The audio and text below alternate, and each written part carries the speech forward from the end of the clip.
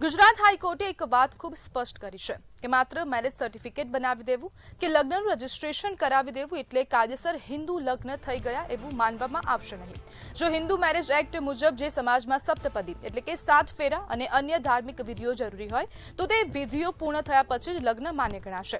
આ કેસમાં વિદેશમાં રહેતી મહિલાએ કોર્ટમાં સ્વીકાર્યું હતું કે કોઈ લગ્ન સમારંભ થયો નહોતો અને બંને ક્યારેય પતિ પત્ની તરીકે સાથે રહ્યા નહોતા, તેમ છતાં માત્ર રજીસ્ટ્રેશનના આધારે લગ્ન માન્ય ગણાયા હતા, જેને હાઈકોર્ટે રદ કર્યો। આ ચુકાદો એ નથી કહેતો કે દરેક કેસમાં માત્ર 7 ફેરા જ ફરજિયાત છે, પરંતુ એ જે સમાજની પરંપરામાં જે વિધિઓ જરૂરી હોય છે તેનું પાલન થવું જરૂરી છે। એટલે હવે માત્ર કાગળ પરના લગ્ન નહીં પરંતુ કાયદા અને પરંપરા બંનેનું પાલન થવું છે કે નહીં તે પણ મહત્વનું રહેશે। બીજી તરફ કેટલાક લોકો માને છે કે આ નિર્ણયથી ઉતાવળમાં થતા અથવા તો માત્ર રજીસ્ટ્રેશન આધારિત લગ્નોને લઈને વધુ સ્પષ્ટતા આવશે। સાથે જ ભવિષ્યમાં આવા વિવાદોમાં આ ચુકાદો મહત્વનો આધાર બની શકે છે। એસપીજીએ આ નિર્ણયને આવકારી છે અને તેને સનાતન પરંપરાનું સમર્થન ગણાવ્યું છે। અને આજ મુદ્દે આપણી સાથે ચર્ચા કરવા માટે એસપીજીના અધ્યક્ષ લાલજી પટેલ જોડાઈ ગયા છે। લાલજીભાઈ, ગુજરાત હાઈકોર્ટના ચુકાદાને તમે કેવી રીતના જોઈ રહ્યા છો? નામદાર હાઈકોર્ટનો જે ચુકાદો છે એને અમે વધાવીએ છીએ। અમારી જે એસપીજી દ્વારા જે સર્વ સમાજની સર્વ જ્ઞાતિના આગેવાનોની ટીમ છે એમના બધા વતી હું ખરેખર અભિનંદન આપું છું। અને સપ્તપદી અને 7 ફેરા માટેના જે વર્ષોથી ધાર્મિક આપણી સનાતન ધર્મમાં માનીએ છીએ, હિન્દુ રીત રિવાજ મુજબ જે લગ્નો થાય છે એમાં ફરજિયાત છે કે 7 ફેરા ફરવા જોઈએ અને 7 ફેરાની અંદર પણ અલગ અલગ સોગંદ ખાવાના હોય છે। પણ અત્યારની યુવા પેઢી આ બધું ભૂલી ગઈ છે ને ખાલી મેરેજ રજીસ્ટ્રેશન કરાવી અને એનો દાખલો બતાવીને ભાગીને જે લગ્ન કરે છે એમને હું કહેવા માંગુ છું કે ખરેખર સનાતન ધર્મમાં માનતા હોઈએ તો આપણે ફરજિયાત આ કરવું જ જોઈએ। અને હાઈકોર્ટે જયારે આ નિર્ણય કર્યો છે તો સરકારને પણ હવે લગ્ન વિધિની અંદર પણ આ ફરજિયાત કમ્પલસરી કરવું જોઈએ અને છૂટાછેડા કરવા હોય તો પણ આ નિયમ અંદર લાગુ પડવા જોઈએ, કારણ કે આવું કંઈ જોવા મળતું નથી।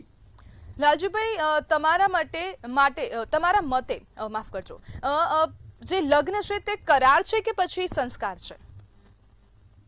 લગ્ન સંસ્કાર છે, એટલા માટે જ ધાર્મિક સનાતન ધર્મમાં આ 7 ફેરા સપ્તપદી એકચ્યુઅલી લાગુ જ પડે છે।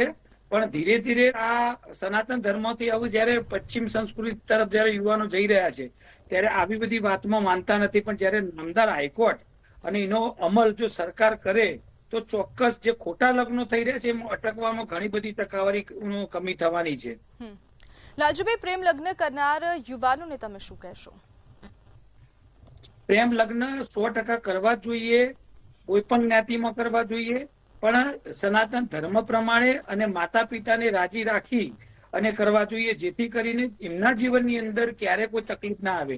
કારણ કે ભગવાન પછી કોઈ હોય તો માતા પિતા હોય છે ને હંમેશા માતા પિતા જે જગ્યાએ આપણી પસંદગી કરતા હોય છે એમાં ક્યારે કોઈ વસ્તુની એ આર્થિક રીતે સંપન્ન હોય, ચારિત્રમાં ઓકે હોય, સામાજિક લેવલે પણ યોગ્ય હોય, બધું જ જોઈને પછી કરતા હોય છે। તો બધા યુવાનોને કહેવા માંગુ છું કે માતા પિતાને વિશ્વાસમાં રાખી અને ખરેખર જો તમે લગ્ન કરશો તો ચોક્કસ તમારા જીવનની અંદર તમે ખૂબ સુખી થવાના છો। બાકી પ્રેમ લગ્ન કરવા વાળા 90% લોકો દુઃખી હોય છે। જી બિલકુલ લાલજીભાઈ, જોડાવા બદલ આપનો આભાર।